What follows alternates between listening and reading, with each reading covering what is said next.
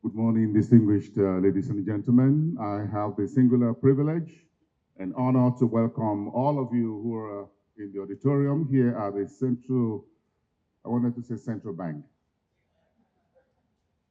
If you are CIBN, this is another central bank, because this is the home to all bankers in Nigeria for decades. It's called the Banker's House. And the Banker's House represents, of course, the entirety of Nigeria's banking institution. My name is Boason Omofaye, and I have the pleasure of welcoming not just in the audience, but also who are online at Proshare.co and others who are also joining us to watch this particular launch by Proshare LLC. Proshare needs little introduction, but of course I'll go ahead to introduce this great organization that has distinguished itself in the field of financial news information, research, and publishing over the last close to 2 decades. I'm proud to be associated with this organization that is making giant strides in ensuring that Nigeria has the relevant information investors, both local and abroad, have what it takes to make investment decisions, not just in the financial markets, the banking sector, but the entire Nigerian economy. Please give a round of applause to members of the Proshare team. Thank you very much, ladies and gentlemen. We're spending about an hour or two together to discuss and chew over the 4th edition of the Proshare Tier 1 Banks report, Getting Bigger, Braver, and Dominant, the class of 2025. It feels like being back in school all over again. Welcome to the class of 2025. Thank you, everyone. Let me say a very big thank you to the founder and the chairman of Proshare LLC, Mr. Olufemi Awoyemi, for leading the team. Good morning. Welcome. Thank you for leading a great team over the years, for providing important reports, as always, as necessary for the Nigerian market, whether for the capital market, for the banking sector, and the entire financial system and the economy. Very engaging report, and we're happy to share another one that your team has put together for us this morning. Let me say very thank you also to our chief host. And please put your hands together for the president and the chairman of council of the Chartered Institute of Bankers of Nigeria, Professor Pius Olanrewaju. Let's put our hands together for him. And he is here today, ably represented by Mr. Akin Morakiyo, the registrar of the CIBN. Mr. Morakiyo, thank you very much for representing Mr. President at this event. We appreciate your generosity of giving us your hall, the main hall of the CIBN, to host this Proshare event. Thank you very much. We understand Professor Pius Olanrewaju was unavoidably absent. He's hosting other presidents of the Institute for a major meeting. Thank you very much for your generosity. Please let me say a very big thank you to one of our panelists who's here present. Please put your hands together for the chairman of the Banking Commission, ICC Nigeria, Dame Dr. Omolara Akanji, a former director of the Central Bank of Nigeria. Mrs. Akanji, thank you very much. We hope to tap from your wealth of experience in central banking and the banking sector in general this morning. Thank you so much, madam, for making the time. Let me also say a big thank you to other panelists who will be coming. We're expecting them in the auditorium momentarily. Dr. Biodun Adedipe, of course, is a renowned Nigerian economist, the CEO and chief consultant at Biodun. Let's give you a round of applause. And also coming up on the program is Dr. Ayodeji, who is the managing director and chief business officer at Optimus by Afrinvest. A round of applause for Dr. Ayodeji. He's also a chartered stockbroker and a licensed market professional as well. He's also joining. We're expecting him to be with us here as well for some of the presentations and to discuss the latest report. And just to tee off some of the presentations, of course, this report will be delved into by members of the Proshare team. Of course, we'll hear from Olufemi Awoyemi, who is the chairman and founder of Proshare LLC. Then, of course, we'll hear from Dr. Teslim. Let's put in a round of applause. Teslim Shitta-Bey, director and managing editor, Tier 1 report. Please stand up for recognition. We appreciate you coming here and the rest of your team. Let me also recognize the head of research at Proshare, Mr. Tosin Ige. Where are you? Okay, thank you. Good to have you also in the house. And of course, you have other top officials of Proshare LLC as well in the audience. Thank you so much, everyone. Now, let me invite Mr. Aki Murakio as our landlord to please give us a few words of goodwill from the president of the Chartered Institute of Bankers of Nigeria. Round of applause as he comes to the podium. Mr. Murakio, please, the registrar. Thank you very much, Mr. Boason. One more time, please let me appreciate our MC, Mr. Boason Omofaye.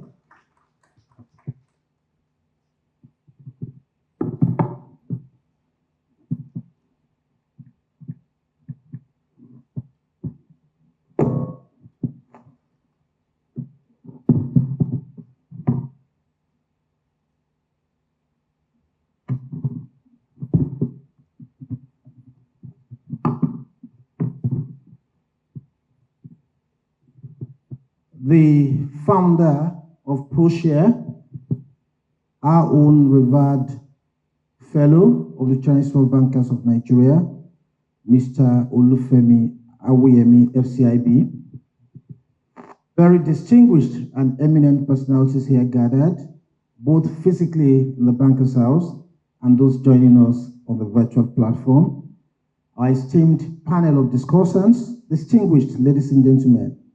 Please permit me to rest on the well-established protocol, which has been highlighted this morning, and to bring you goodwill message from the President and Chairman of Council of the Chinese Bankers of Nigeria, Professor Pius Deji Olarewaju, who is unavoidably absent for good cause, but he has his speech, which I will read to you shortly. And so it's an honor to be part of this engagement this beautiful morning. I'll now take the comments, remarks of the President and Chairman of Council.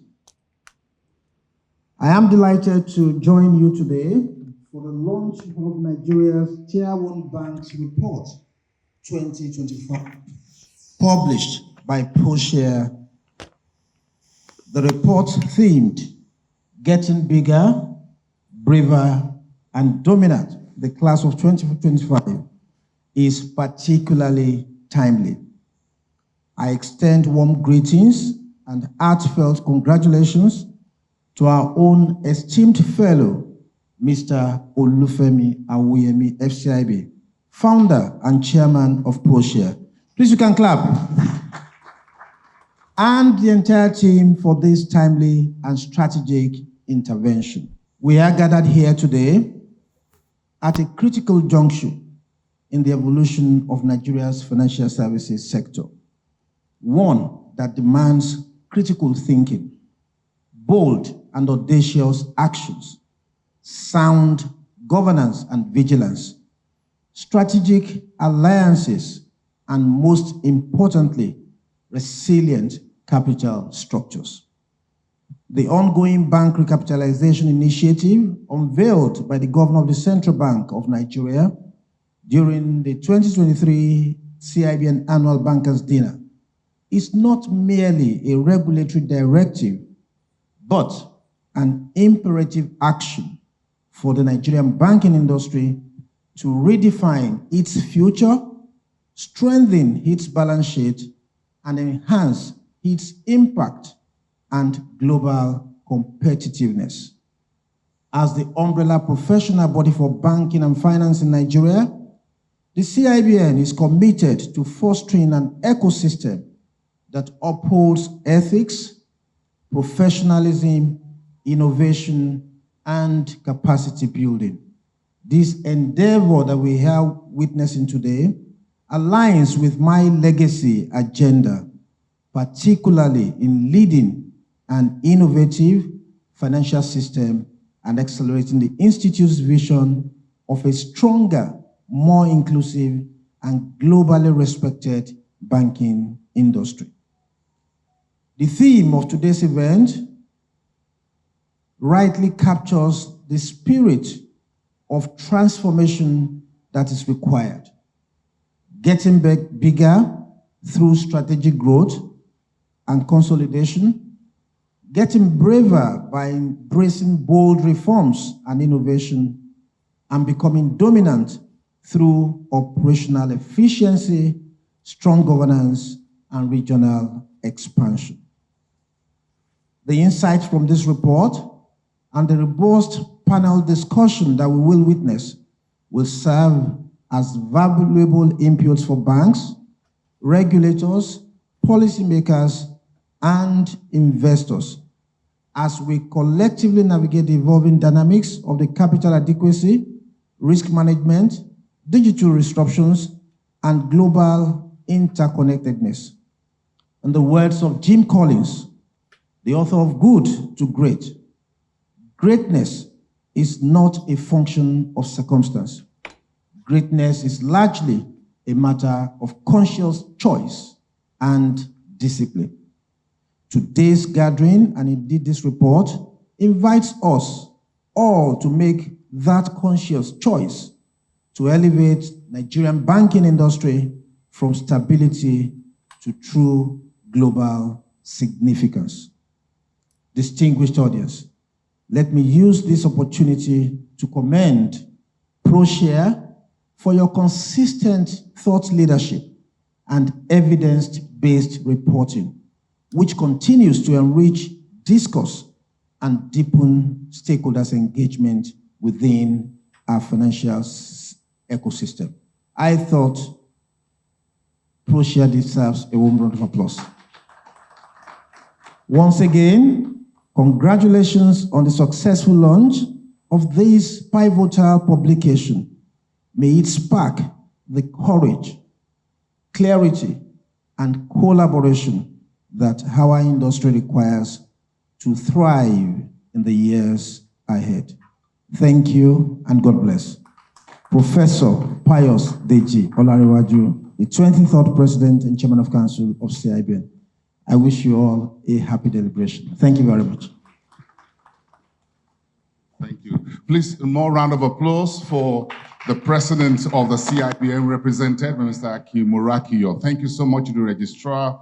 You set the tone for this event by that very powerful Goodwill message. That was more than Goodwill. That's a major presentation that goes into the heart of today's event. Thank you so much, the unveiling of this report. And I'm sure I haven't seen what Olufemi Awoyemi's speech or opening remarks will look like. But I'm sure that as this report's getting together on recapitalization of the banking industry, it will be casting his mind back to the first recapitalization and the intervention of 2010. The nights we spent together working on some of these reports. Isn't it very interesting? Hold on a second, Femi. Because, you know, it's the second recapitalization in 2 decades. Yes, 2004, 2005, and now 2024, 2025 into March 2026. So this is round 2 in a manner of speaking. So what are the lessons? Now you're thinking. But it's very good. You're in good company. But let's hear from the founder and the chairman of Proshare LLC. Put your hands together for Olufemi Awoyemi, FCIB.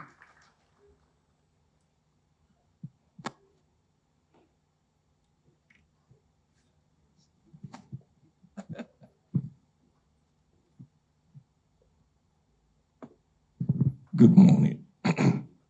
Good morning.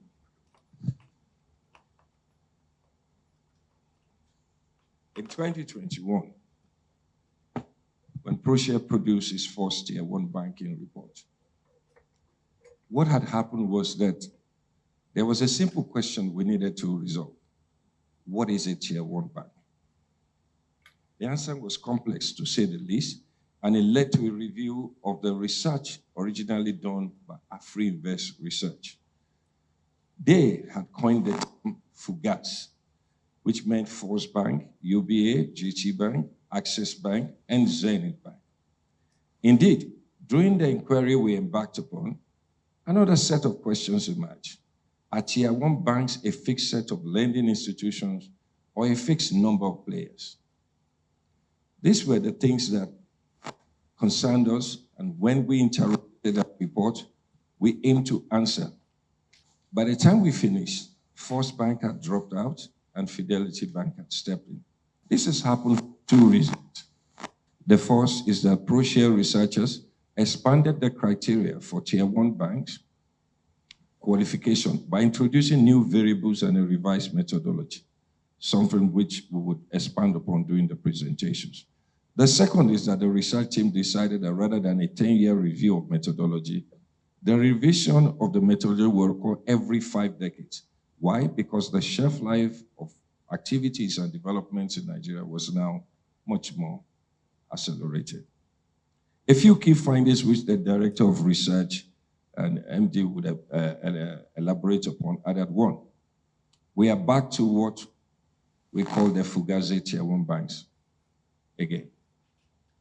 This time, asset size is important, but not definitive in deciding a Tier 1 bank. Capital size is important for Tier 1 banks, and with the recapitalization exercise we started last year and would end in March 2026, the race to the top will be very intense. Banking as a tool to support growth will be reshaped as it prepares for economic translation, transition, and transformation. This report, therefore, expresses our concerns about institutional comparisons as banks migrate to holding company structures with regulatory ambiguities. In the new age, the Tier 1 bank report would indicate the Nigerian banks are entering a new era. Their relationship with neobanks will become more complex, involving different shades of collaboration and competition, which will ultimately be resolved in favor of conventional banks. As investors in fintechs begin to call for returns on their investment, and regulators also impose stricter operating guidelines. So the age of brick and mortar financial lending institutions will slowly give way to cyber solutions resting on the back of blockchain, DLT, and artificial intelligence. But the biggest banking battles to come will be for market share and the locking in of customers and their transactions journey. So the current report highlights the consequences of this development and signposts the growth of open banking and AI applications and the strengthening of financial lenders' realignment with customers' needs. Three things are definitely certain, therefore. Capitalizations will lead to bigger banks in search of greater efficiency and profitability. Technology will play a larger role in driving financial intermediation. This will see consolidation in the industry and lead to major takeovers of fintechs and neobanks. The issue is not necessarily how, but when. More Nigerian banks will optimize their balance sheet by venturing into markets beyond Nigeria as they expand their customer bases and diversify their market risk. This report would not be complete if we do not provide contextual realities, i.e., to talk about geoeconomic and geopolitical realities of the world, which have undergone significant changes with corresponding economic implications. Foreign actions, such as the United States trade unilateralism that was forced into bilateralism by global market forces, and domestic policies, the subsidy removal on FX, retail prices on petrol, and fiscal reforms ongoing, have seen the Nigerian economy rise. It is clear to everyone that the macroeconomic indicators are significantly improved, yet, in contrast, household economies and welfare have fallen. While the foreign exchange market has remained stable and domestic inflation has been moderately declining, the average Nigerian household has experienced economic difficulties, higher food prices, utility costs, and higher rents. Indeed, there is an aberration. In some houses, electricity cost is higher than the rent people pay. That said, sustainable infrastructural development has been difficult to achieve. For example, a recent report on the impact of flooding in Nigeria showed how a rail track in Mokwa, Niger State, was completely washed away, with the rail line dangling precariously between two opposite sides of washed away land. While it has a dramatic effect, it represents both a threat and opportunity for Tier 1 banks to engage on financial arrangements with development banks, investment vehicles, and private firms to do two things. One, we have to begin to support self-financing and self-sustaining infrastructural projects, such as rail lines, roads, and bridges. Second, we must introduce collateralized mortgage obligations that enable businesses to leverage assets to generate cash flows that support business growth. These mortgage obligations could be packaged into medium-term tradable capital market instruments. In other words, Tier 1 banks must be noted for their economic contributions as much as their balance sheet. Late last year and early this year, the research team at Proshare sat down and put together a review of GDP and under the economy with which banks operate. We were happy to conclude that we could break down the Nigerian economy into 14 economies. The 14 sub-economies will determine how the GDP flow will be. Can you move the slides? No. Can you go back to the slide? Yeah. So during the launch of the Nigerian Capital Market Report, which we released on January 15, 2025, I had observed that Nigeria was almost setting up itself for a perfect storm. But we now have a pathway for the country, and despite the gloom, we appear primed to confront the hard choices needed to deliver the change we seek. And for those who desire growth, pursuing purpose over popularity must be the basis of the engagement. I stand with the prognosis then, and indeed, I will point out that it is clear that the time has come for those of us in the private sector to seek a new way to engage, a mind shift where our truths must be delivered through a solution-based mindset. It is cheap and easy to criticize. Now is the time for a mental shift, which has set the tone for Proshare's continued interrogation of data to gather and process the correct numbers and narratives, providing an appropriate analytical interpretation of business facts distinct from fiction. The figures we have presented in our Tier 1 banks, the class of 2025 report, reaffirm the resilience and innovativeness of Nigeria's banking system. For the country to grow between 7% and 8%, and some people actually believe we need a 15% growth depending on the GDP-based figure you rely on. And despite the doom, which the World Bank report yesterday on banking growth says, we believe that what Nigeria requires is what we call a GSM moment, a market-creating burst of economic activity. We saw this happen with the GSM technological revolution, which started between 2000 and 2001, which has delivered growth both in the lifestyle economy, the creative industry, and just totally transformed the nation. It will not happen with hype. It will not happen with propaganda. It would have to happen with actual activities. The American journalist Sidney J. Harris once noted, man's dilemma is that we hate change and love it at the same time. What we really want is for things to remain the same but get better. Unfortunately, staying the same and getting better rarely happen. In closing, therefore, I would like to summarize the reasons for how we determined the bigger, braver, and dominant banking sector. The Nigerian banks have raised 13 trillion in new share capital. The implication is that the recapitalized banks have significantly higher capital adequacy ratios, have lower cost of risk, have a larger asset size, have higher capital buffers against non-performing loans, and have a relatively modest cost-to-income ratio. If you take a look at the screen in front of you, you will notice that those banks which we had before have increased capital But for some significant factor, the total capital raise still falls lower than where we started from, which means that there's still a lot more work ahead to even begin to compete with our nearest factor. So if you look from the base where you are and comparing yourself there, and you do all that hard work and move in there, and you're still there, you can then imagine and the justification for why this recapitalization is so important and why those numbers will continue to grow larger. A larger capital, therefore, means that substantial operating buffers against loans defaults and greater incentives to fund projects will occur.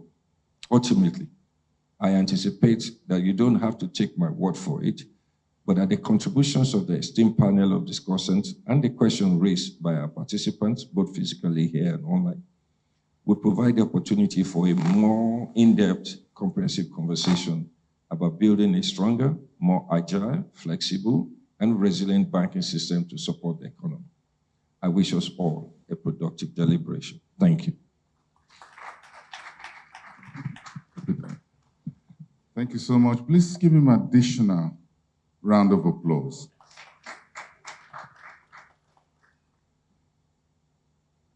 And that was Mr. Olufemi Awoyemi, the founder and chairman of Proshare LLC. A round of applause. Thank you so much. You fired us also up by giving us some insight into the new report, and I'm sure there'll be further discussions and insight into this report, breaking it all down for every one of us to see the great work that the Proshare team has put together into this report. Let me quickly say, not really introduce, but say good morning and welcome to other members of my panel as they come in and distinguished personalities. Let me say thank you very much for coming in early and sitting in even till now. Dr. Biodun Adedipe, the head of research and strategy at the CIBN. Dr. Biodun, thank you so much. We appreciate your presence. Let me also recognize, thank you very much for coming.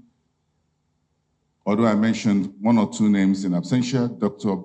Biodun Adedipe, the CEO and Chief Consultant of Biodun Adedipe and Associates, thank you very much.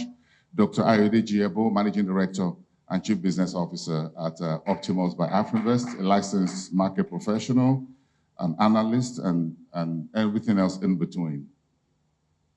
Now, the man sitting between both Dr. Adedipe and Dr. Ayodeji Ebo is the CEO and Managing Director of NESD OTC Securities Exchange. Please put your hands together for Mr. Longe. Thank you very much for coming in this morning as well. We appreciate everyone's presence. Let me build very quickly on what Olufemi Awoyemi, the chairman of Proshare, gave us just a few minutes ago, and asked Mr. Tosin, who is the head of research at Proshare, to give us a macroeconomic overview of Tier 1 report of the banks, bigger, bolder, and more dominant. Thank you very much.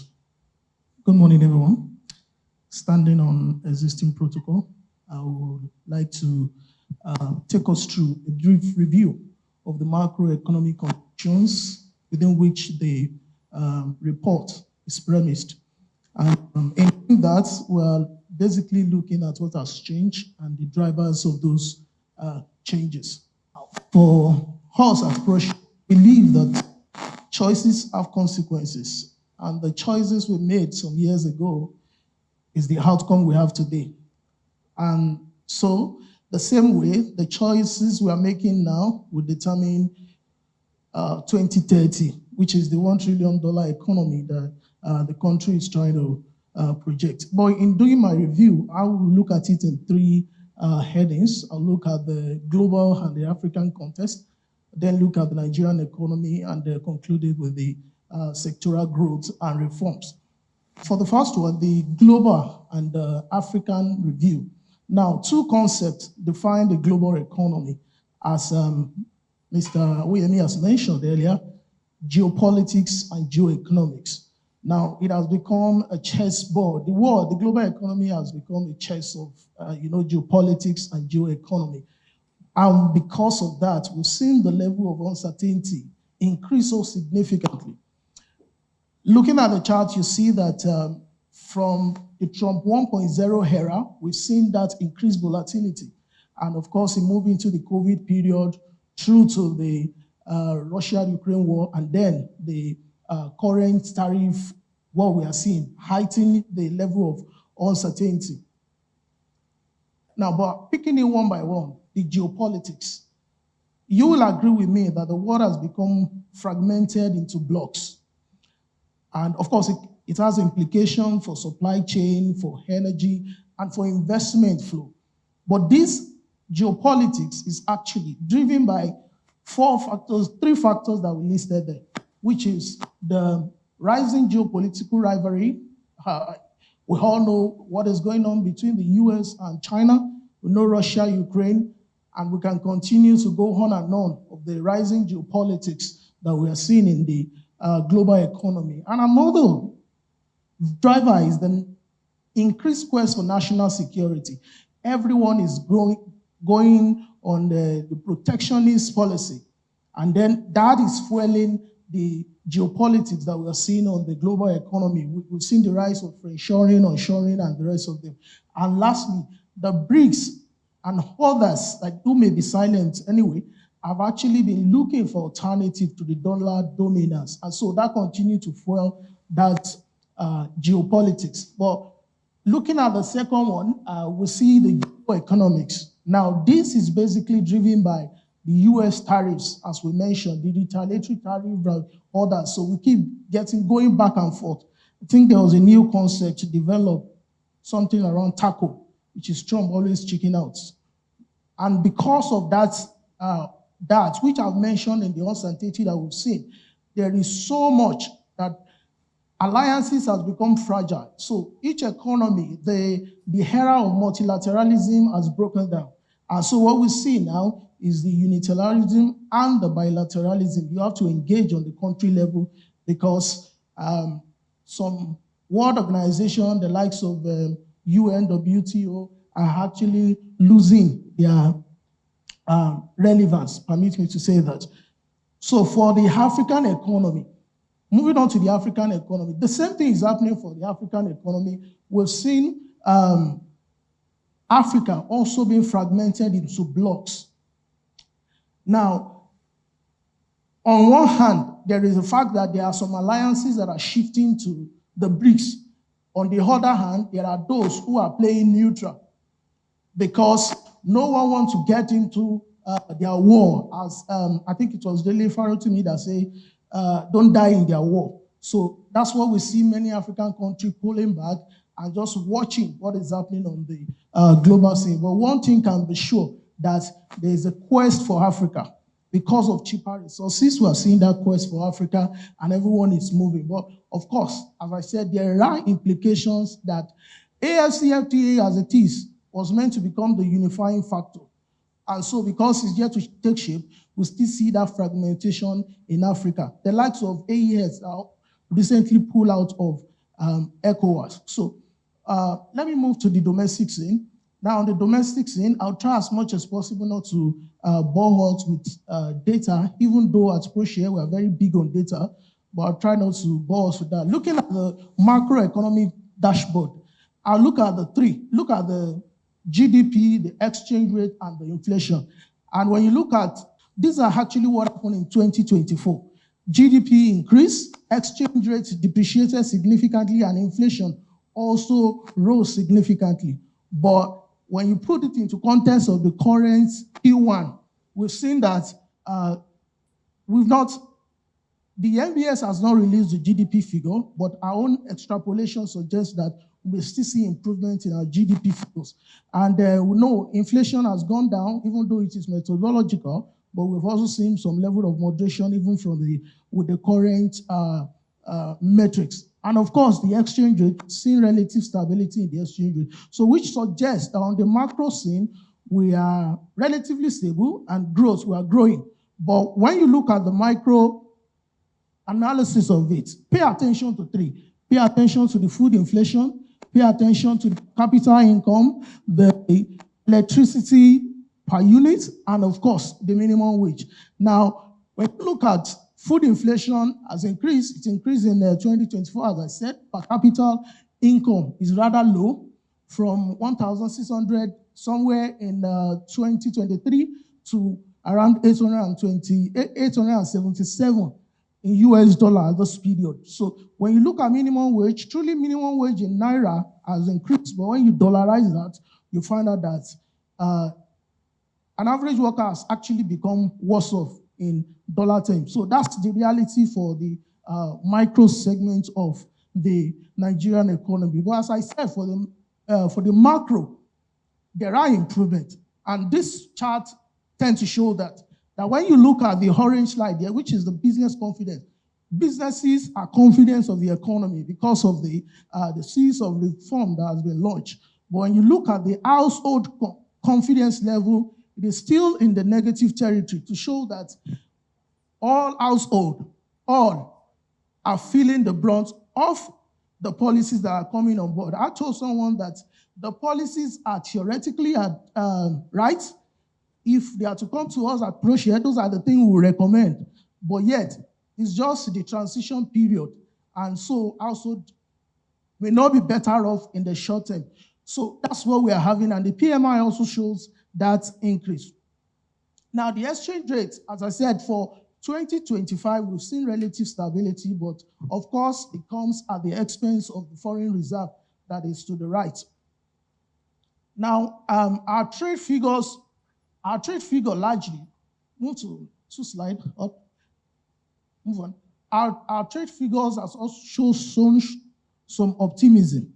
We've seen trade surplus increase. We've seen FDI inflow record also increase. But all in all, these are the macro segment, because we're beginning to see, when we started the year, we begin to see the profit or the gain from the series of reform that has been launched by the Tinubu administration. If you go back to the slide before this, we've also shown, according to the FRED that track the index level. On the global scene, I talked about the fact that uncertainty level has increased. But when you come to the Nigerian scene, now the uncertainty that we actually record, that increase, was due to the global bent. But when you see 2025, we've seen 2024, 2025, we've seen some level of reduction in the level of uncertainty, because, as I said, businesses are actually optimistic of the Nigerian economy. So that's what the chart is showing. Now, moving to the last segment, which is the sectoral growth and reform. Now, the sector that continue to contribute to the Nigerian economy remain the agricultural sector, ICT, trade, financial services. Those are the sectors contributing more to the Nigerian economy. But we are yet to see that featuring into the market, because in the market space, we've seen the oil and gas led the NGS last year, the accent, the insurance, the consumer goods, which shows that disparity. But we are quite bullish that with the current reform that has been launched by this administration, we may see that reversal. Now, in our own analysis, we believe that the current policy action by this administration is a combination of both reforms and what we call policy progression. To the right is what we say that is actually the natural progression of any economy. One, there will come a time from the Emefiele era, we have continued to see the CBN intervention. And of course, they also, one way or the other, mentioned that inflation is what they are targeting, though they had some quasi-fiscal intervention. But it is just the natural progression of things. But when you come to the segment of the reform, we believe that the fiscal and tax reform, their reforms, the student loan, local government autonomy, PIA, these are the core reforms. And you agree with me that just as Mr. Femi Awoyemi mentioned, the MTN era, the telecom licensing of those era was a reform that triggered, that filtered into other segments of the economy. And so we are also bullish that these reforms on the left-hand side are actually reforms that can deliver such a movement for us if handled properly. To go into that, one of those reforms that we mentioned is the tax and fiscal reform. Permit us to say that the reform, as originally intended by the committee, we are so big on that. But until we see what the outcome has been, because we've seen series of change, until we see the outcome, we may not also be that bullish. But as an organization that track many of those things, we also, when it is assented, we'll look at it again, and of course, we prefer our own opinion. This is because we're interested in the personal income tax, the corporate income, the VAT, as well as the streamlined revenue collection process. So this is one of the reforms that we are actually bullish on, and we are monitoring to see where it leads us.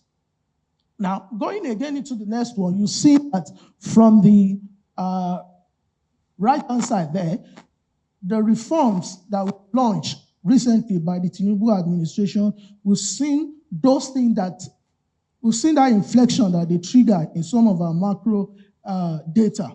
Now, what the implication has been is what I've mentioned. For the macro segments, is delivering gain. There are benefits that businesses and the economy is seeing, but of course, for the household demand, we've seen it remains on the negative territory to show us that. Now, I'm mentioning the micro segment because for us at Proshare, we believe the household as SMEs are the common denominator of every policy. And so your focus, even though you are launching a policy, should be how does it better the life of household and SMEs. But as we had now, the household is still worse off. Okay, moving on. Now, we've seen, I would like to talk more into this, but we'll see that because of the policies introduced, advised by some international agency, we've launched them, and of course, we've seen some upgrade from Fitch and of course from Moody. Anyway, we are still below we are still in the junk territories. But if they continue, if they sustain the reform, possibly we'll move into the investment grade.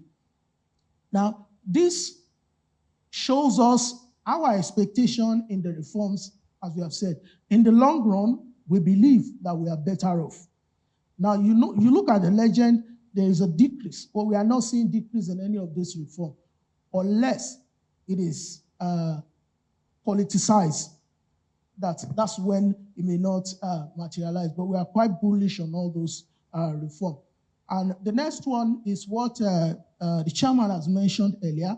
Earlier in the year, we did an extrapolation of the GDP when the MBS said they were going to come up with the base figure, and we preempt that to extrapolate the GDP, and we actually divide the economy from the 46 of the MBS, we streamline it into 14 sub-economy. And the purpose is to show that the 46 economy may not allow for streamlined management. Some economy may be subsumed under some other economy. So we presented it in 4 key areas, and we are bullish that if the government monitors the economy in this light, we are actually going to achieve more than the $1 trillion economy that we project to achieve.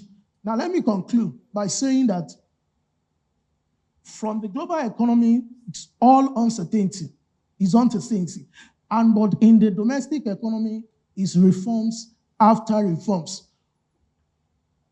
But the consequence, as its way, for now, is that the macroeconomy is seeing relative stability and, of course, maybe relative growth. But the reality for the macro segment is still uncertain. It's pain, as it were, for now.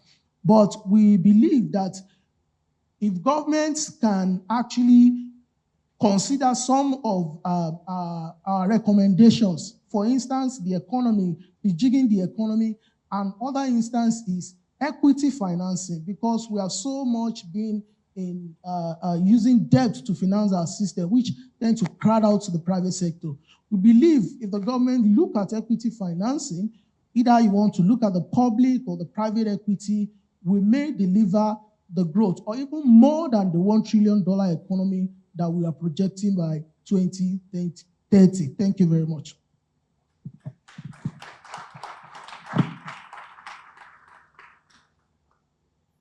that was what I describe as the helicopter view of things, from global to Africa, and then a couple of domestic macroeconomic environment. Thank you, Tosin, for walking us through that.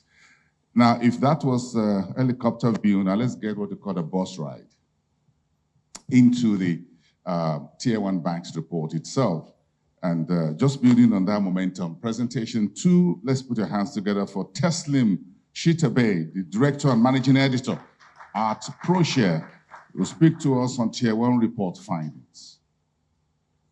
My presentation will cover 3 things. The first will be an overview of the Tier 1 Banks report and our fit-for-purpose methodology. The second will be the new class of 2025. Who was in? Who went out? As the chairman and Mr. Olufemi Awoyemi had pointed out earlier, the whole concept of the Tier 1 bank analysis emerged from an earlier study done in 2013 by Messrs. Afrinvest. And I'm very grateful that one of the persons that were part of the team that pioneered here with us, Dr. Ayodeji, Ebo. Thank you very much for coming. Yes, he deserves a round of applause. We looked at what Messrs. Afrinvest had done then, and we felt there's a need for a slight change in methodology and a recalibration of the various institutions. I will take that in the second part of my review here. Now, the final part of my review will just basically give an insight into the new banking recapitalization playbook and our closing thoughts as an organization. To our report, we looked at the transition that is taking place in the financial services sector. One of the things we've noted is that organizations have decided to become flatter, faster, broader and deeper technology application. There's been increased flexibility and agility, and a new concept has emerged called headless banking. It doesn't mean that the banks are decapitating people's heads. What it does mean is that they're basically separating their back office functions from front-facing functions. I'll take that when I look at the implications of neobanks and how banks, how conventional banks will collaborate and compete with neobanks. We looked at what Afrinvest had done in 2013, in 2002, 2021. And we decided that, was it actually a fact that Tier 1 banks are fixed? It was what then Afrinvest called fugas.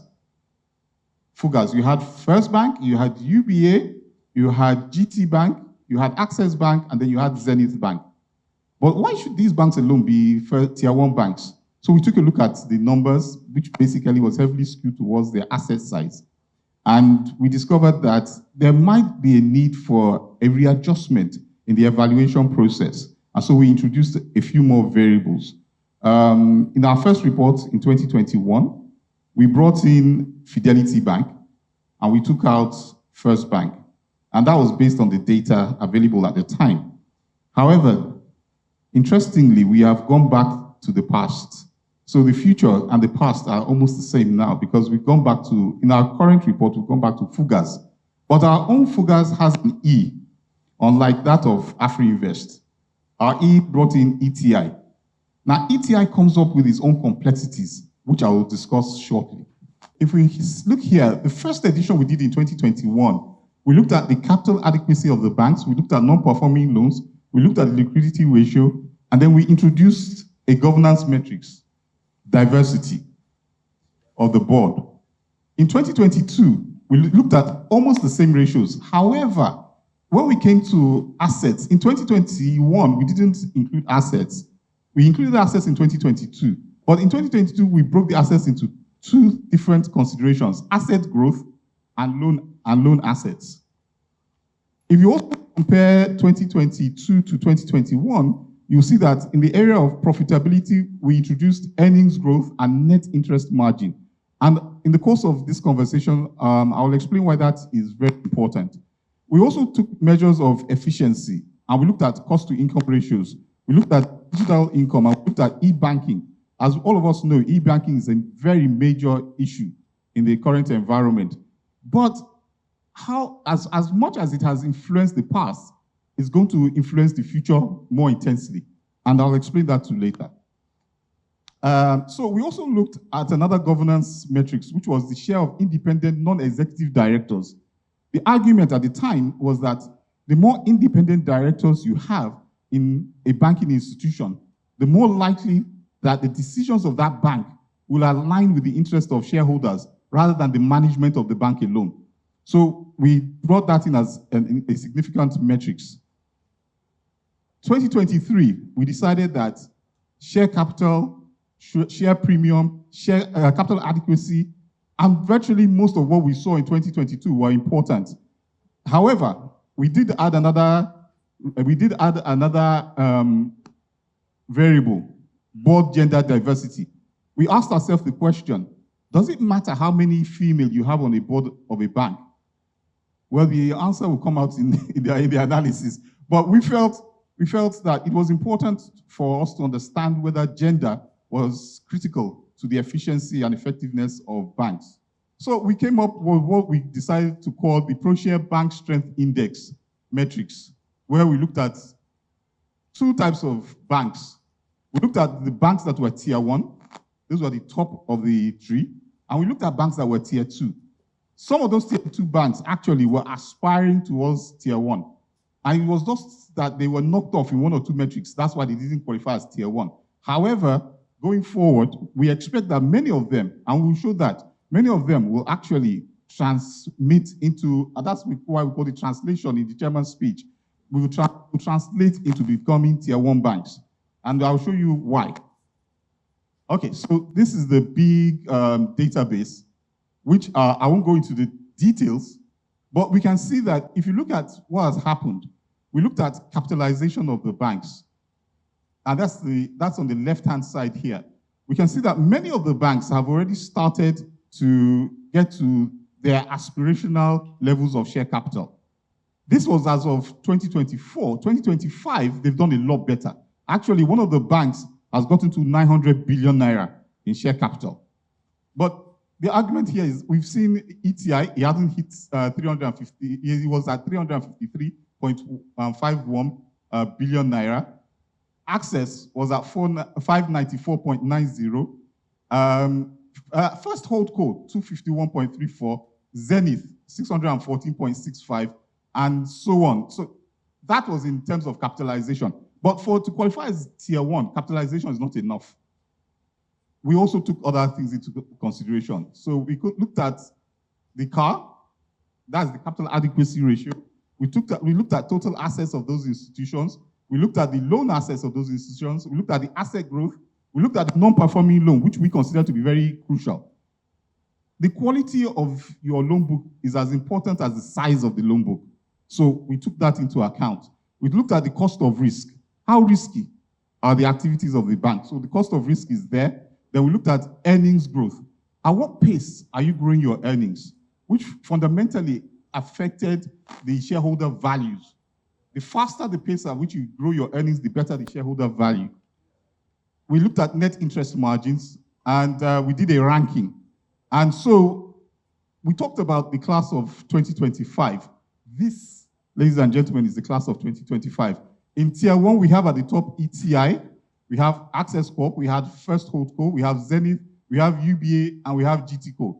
And I talked about some banks being at the fringe of that tier 1. The fringe of the tier 1, you would see banks like Fidelity and FCMB. I won't want us to go too much into the methodology, but that is what we have. These banks collectively are called FUGAs. They dominate, and we talked about domination. They dominate market capitalization. Could you go back to the previous slide? Yes.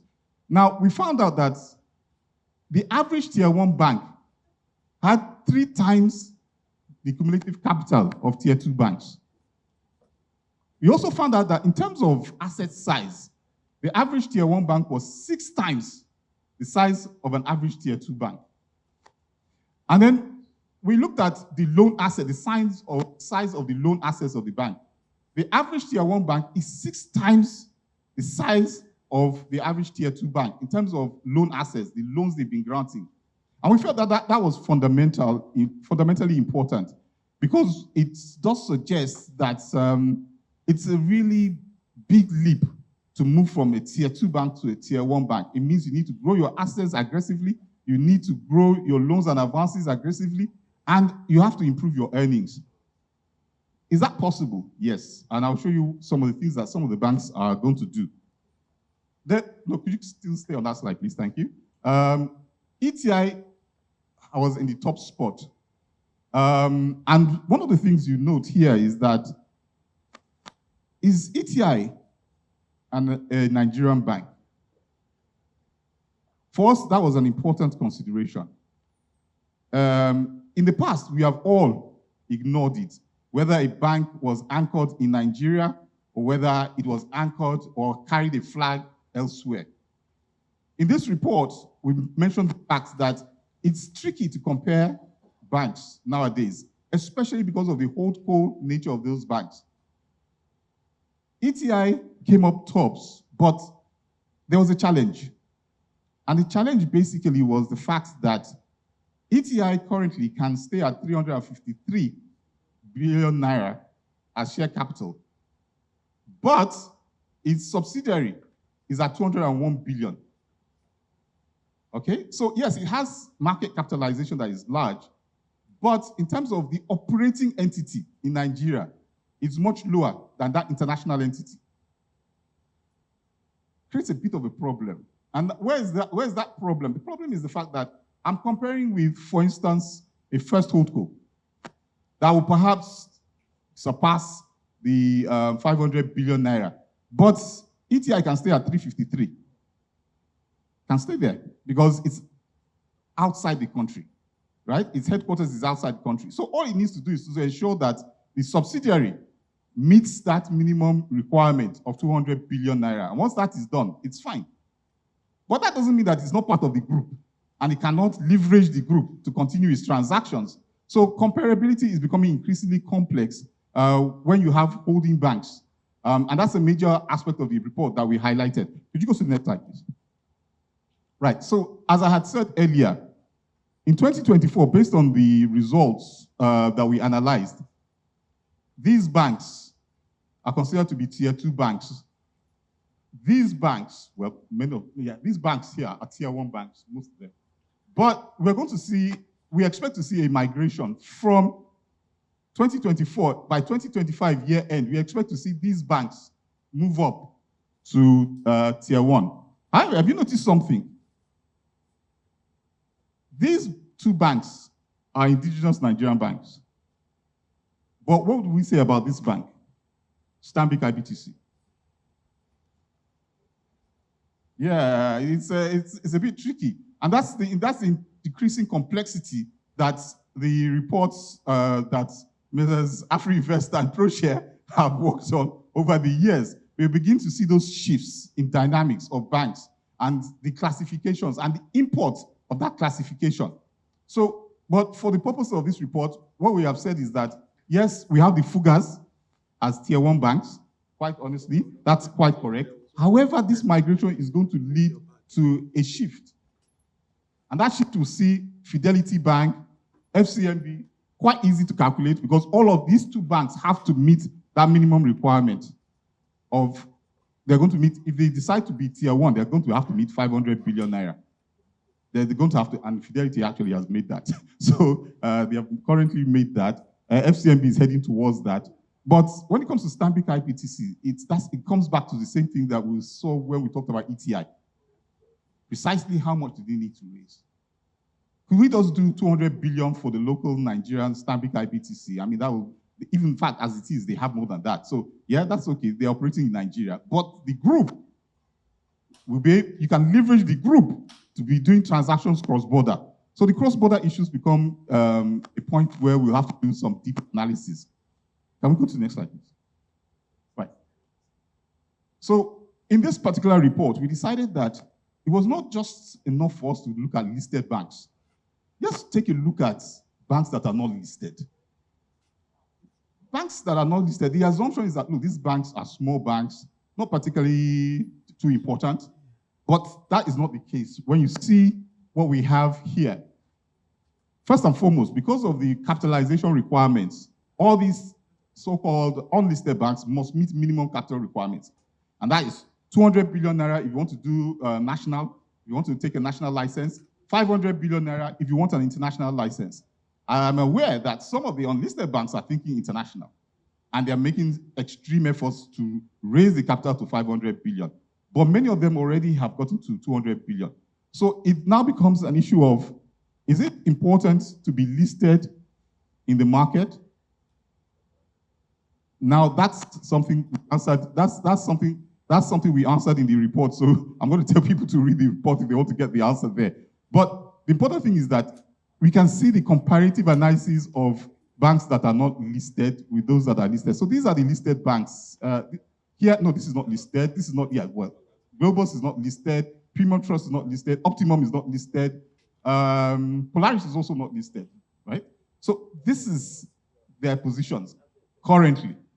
But it has shifted a bit since our report, because this refers to their 2024 accounts. But they've improved upon some of these figures here. But it was interesting for us to just take a look at it. And you see, average for tier 1 banks, if you look at share capital as of this date, it was 170 billion naira. And if you look at the average for tier 2 banks, you saw that they were just 13.72 billion naira. A massive, massive difference of over 10 times. But if you look at share premium for tier 1, average tier 1 banks was 209. For average premium for tier 2 banks was 123. Then just go quickly to the assets. The average assets for tier 2 was 4.8 billion. The average assets for tier 1 was 31 billion. So in all cases, being bigger appears to be better. It does not necessarily mean that it is so in all cases, but in general, bigger is better. And therefore, it's not surprising that we talked about banks being bigger, bolder, and dominant. The dominant aspect we'll talk about shortly. Can we go to the next slide, please?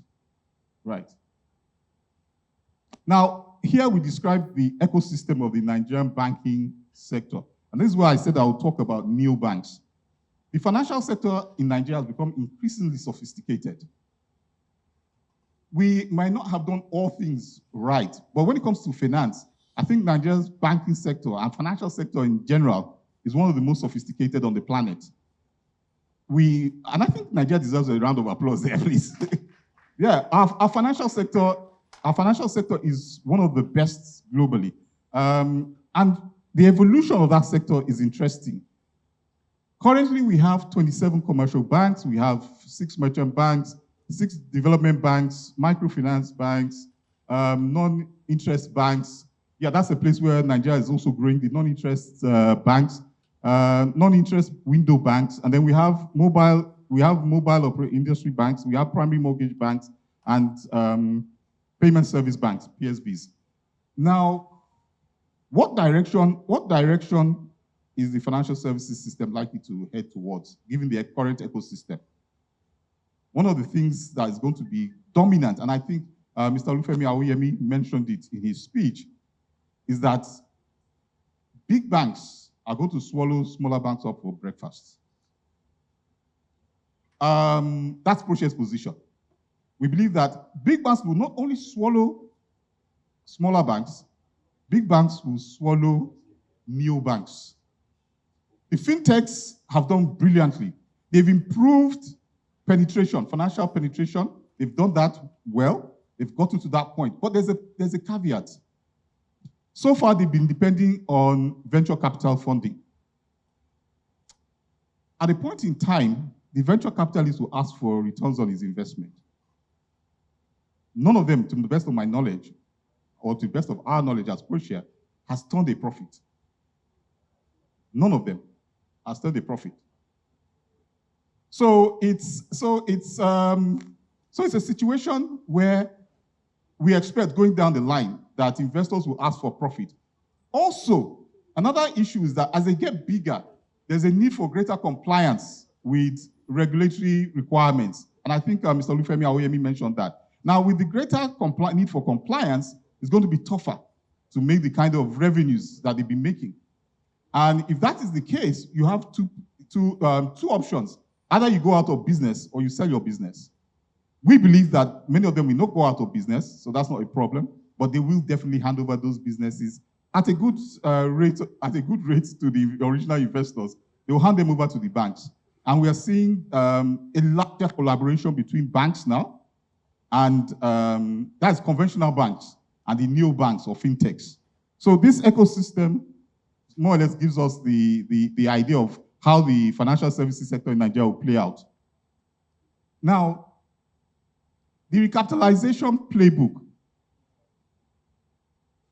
we expected to see, and we have seen, larger local market competitiveness. We've seen upscaling of human capital. We've seen greater capital efficiency in the banks. And then here, we also have seen a growth in on-balance sheet transactions. Now, this refers to the earlier playbook, post-Soludo. That was the earlier playbook. The new playbook shows something a lot different. In the new playbook, we expect to see technology being critical in the evolution of the system.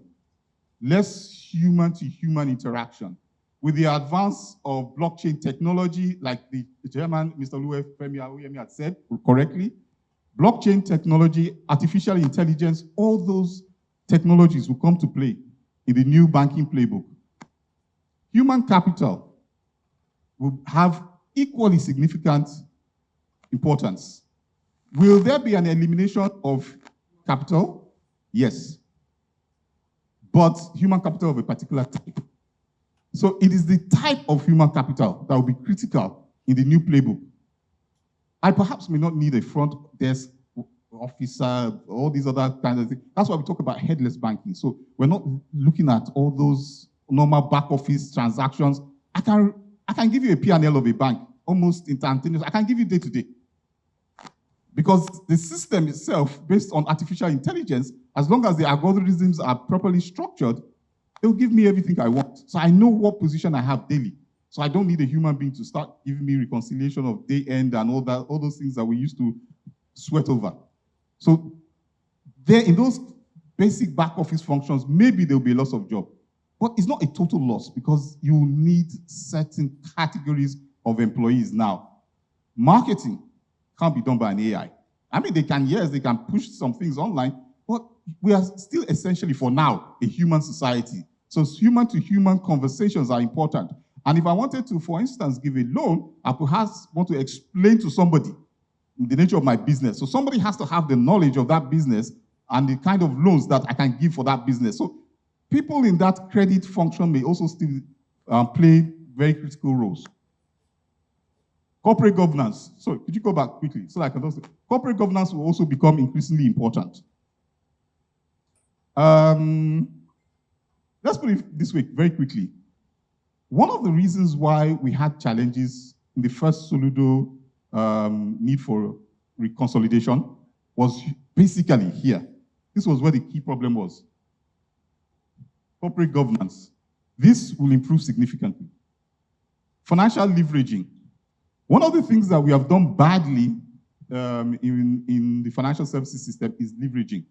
We expect that in the new playbook, leveraging will improve. Now, this is where I want to emphasize the difference between this on-balance sheet and off-balance sheet transactions. The new world is a world of off-balance sheet transactions for financial services institutions. You're going to see more transactions that are less old school, are more sophisticated in their applications to specific needs. These needs that emerge will be unique. And so you're going to see banks want to do things where there are a lot of fee-based transactions taking place. So there are a lot of off-balance sheet activities. Okay, could you go to the next slide? So that we can quickly go through, yes. So go to the next slide, please. Okay. So looking at the recapitalization playbook, we've seen that these tier 1 banks This is what their target is. But like I had said earlier, most of these banks have either met it or are close to meeting it. But look at the anomaly. Here we said target, 500 billion naira. But look at ETI. And that's where the analyst's dilemma comes from. So if I have tier 1 banks all targeting 500, how come this targets this? But that also might be a mistake. Because like I said before, the institution actually listed on the Nigerian Exchange Limited is not the institution, this institution, which is actually EcoBank Nigeria. EcoBank Nigeria currently has 201 billion naira in share capital. So it has already met that. But the institution we are comparing with is actually ETI. And that has 353 billion. So which institution should we be calling tier 1? I'll leave that for you to answer. I'll leave that for you to answer. But yeah, so this is basically the data set for that. Okay, so we've seen that the current capital for Access Corp is 594 billion. They've exceeded the requirements. We have Zenith 614.65, and I think GTCO 346.30. So most of them are quite in good shape. Of course, First Holding, I can assure you that before the date, and the chairman has already said it himself, before the date, they'll be much higher than 500 billion. Let me just put it that way. They'll be much higher than 500 billion. And then UBA, obviously, they'll be much higher than 500 billion. But the only one I think will stay at 353 or thereabouts will be ETI. So it leaves us with the dilemma that the experts here, it's good that the Institute is here. It's good that we have Biodun Adedipe here. So these are things we need to resolve in the basis of the next report that we'll do at the end of the year. Thank you. So please, the next slide. Yes, so my closing thoughts here. Most banks that had international licenses fell within tier 1 banks, and that was natural. Like we said, being bigger, bolder, and dominant is the name of the game. You need to grow yourself to be able to be dominant and to be able to earn the kind of revenues that will ensure that shareholders are happy. So being bigger is important. Now, here, like I've always said throughout the narrative I've given, the holdco structure has given us a bit of a challenge in interpretation. But it's something I think we will get over, because I know that there's another bank, as a very good bank, and perhaps is one of the forefront banks in terms of technology. That institution is also going holdco. And if it does go holdco, well, we'll have to look for some more matrices to calculate who tier 1 is and is not. So, like I said, why is it necessary for us to have larger capital? I think the chairman mentioned the point that it is important to have larger capital. When you dollarize the capital, even the new capital of Nigerian banks, when you dollarize it, we're still not where we were a few years back. So it wouldn't be strange if another round of recapitalization takes place not too far off. And we need to prepare ourselves for that. That there might be another need for recapitalization of banks. And if we're going to grow, like my colleague said, a $1 trillion economy, you need large-sized banks to be able to support. I'm not saying that they will ensure, but they will support that aspiration of a $1 trillion economy. Now, the way it is now, for you to understand it in context, if we assume that GDP is about $200 billion, from now till 2030, the economy would have to grow, because it's 5 times. So you're going to have to grow at between maybe 16 to 18% per annum. That's virtually impossible. 2023, we were at 2.9%. Last year, 3.4%. This year is estimated that it's going to be 3.6%. So we are way off from that. However, my colleague has pointed out, Proshare has reworked the GDP calculation. And in our calculation, the Nigerian economy is about at least 2.5 times what most people think it is. It's much larger than what most people think it is. We are still awaiting the Nigerian Bureau, the National Bureau of Statistics official rebased GDP. However, we do believe that it's going to be much higher than the $200 billion that is quoted. So maybe we need to grow at between 7 and 8%, as the chairman had mentioned in his paper. That would be more, I don't want to use the word reasonable, but at least it will be a more modest growth rate for us, which we think can be attained if certain prescriptions that Proshare has made over the years are adopted. Ladies and gentlemen, I want to thank you. Okay. This looks a little bit tricky. And why do I say tricky? Is the fact that I have my own thoughts when it comes to some of these issues, but I'm here to listen to my panelists. And the panel is a little bit fairly balanced.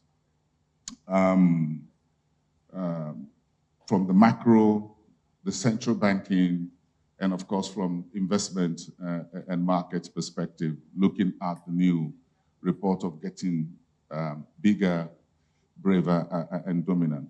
But let me tee this off from the macroeconomic environment, and I want to Adedipe to tee this off for us. So the banks are coming through right now, putting the recapitalization money together. The deadline is just about 9 months, technically, away between now and the end of March next year. So we have an environment of macroeconomic headwinds, cost pressure, high inflation, or elevated inflation, exchange rate dynamics. So how do you think the banks will be able to balance the pressure of supporting national economic growth and their fundamental objective of generating sustainable profit for shareholders? Now, the issue of banking and the macroeconomy, I will start by putting it in perspective that originally, that's from the foundation of banking historically, banking business is meant to be a derivative. It's not a standalone as a business, but as a facilitator. And it seems over the centuries, banks have drifted away from that core role of facilitating, but now standing as a business on its own. So in which case, we now see banks more as business rather than being drivers of economic activities. So conceptually then, every time we do recapitalization or there's reform in banking, it's an opportunity to take a second look at banking as a core aspect of the national economy. And I'll give 2 quick illustrations. Now, we've had over 800 years of banking crisis, that is financial crisis over centuries. We've also had occasions of banking reforms across different geographies. At every occasion this happened, the condition is always, can we get banks to return to the basics of the business? And I will also say, I had a thought in that, you know why? But sometime in 1999, of course, the bank is dead now anyway. I was invited to Maiduguri to address the board of directors of one of our banks, one of the leading banks in Nigeria then. And this issue came up. So they asked me this same question. And I recall telling the chairman of that board, I said, look, your concern should be your business. Leave the economy to the government top functionaries. But over the years, I mean, 99 to now, is quite a number of years, my opinion has changed. And I think that is one thing we should consider here. That yes, it's good to pursue profit, quite all right. And banks are very good at that. And why do I say that? Because our banks are very good in strategy. And they invest in it anyway. So I don't, therefore, have any issue with banks making profits. But then that must be balanced with how we connect what they do with the rest of the economy, especially the real sector. And that is where I think they should pay more attention. Capital is good, yes, they become bigger, and they have more muscle to finance transactions. But let them focus more on where the problems are. And again, ultimately, it's to their benefit. But the more connected they are to economic activities, the more money they make. So it's not mutually exclusive.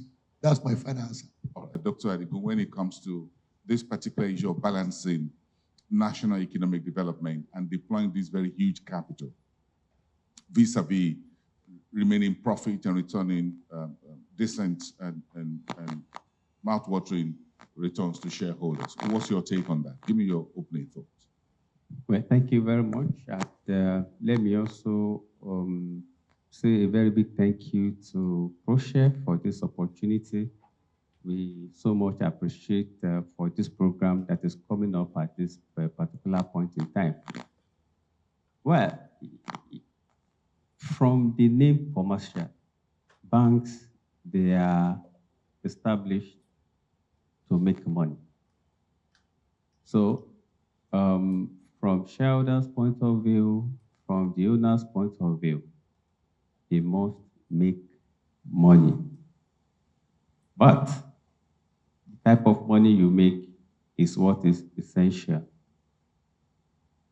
They are putting a lot of things together to ensure that returns are given to the owners of the bank. Nevertheless, all these are also added together to the computation of GDP. Because when you make money, when you grow, at the end of the day, when you compute the contributions to the gross domestic product, you see that it's on the high side. On the other hand, banks are also expected to contribute to national development of the country. In terms of employment, they generate. In terms of businesses, they finance. In terms of taxes, they pay to government. In terms of the contributions to the economy, in terms of social contribution. So when you marry the two, I think they are doing what they are established to do. Thank you very much. Thank you, Dr. Akanji. Let me come to you, Dr. Adigun, sorry. Let me come to you, madam. Now, from your experience in central banking, the banks are bigger. They're going to get a whole lot bigger. And Teslim was saying, look, there will be another round of recapitalization, maybe 5 years down the line, 7, 10, wherever. But the capacity to regulate bigger companies, banks, and then put a number of them in a holdco structure in which what we see now more is the holdco structure. That's what goes out more. The bank is what the man on the street sees, but the holdco structure is also there, part of the discussion that this report has revealed. How do you think the regulator will be able to handle this in terms of regulatory framework that need to evolve to look at the asset quality of these financial institutions, these behemoths that are emerging, even as they most likely will go, if these predictions come true, to take the lunch from other smaller banks moving forward? Thank you, the moderator. And I want to congratulate Proshare for this exercise. If you look at their presentation, the answer is already in the analytics that was presented this morning. I was very excited looking at my background. You know, I started the research department. I was the head of statistics. All the analytics that was presented this morning had indicated the way forward.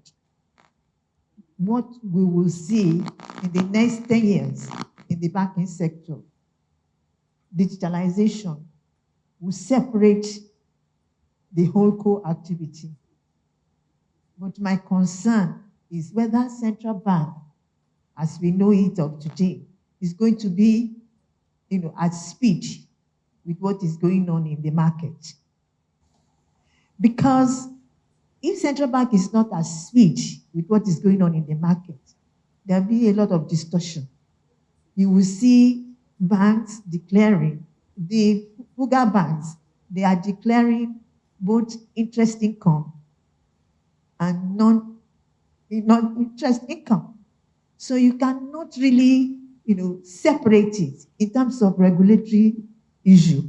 The banking supervisors will come, they will only look at the books of the banks.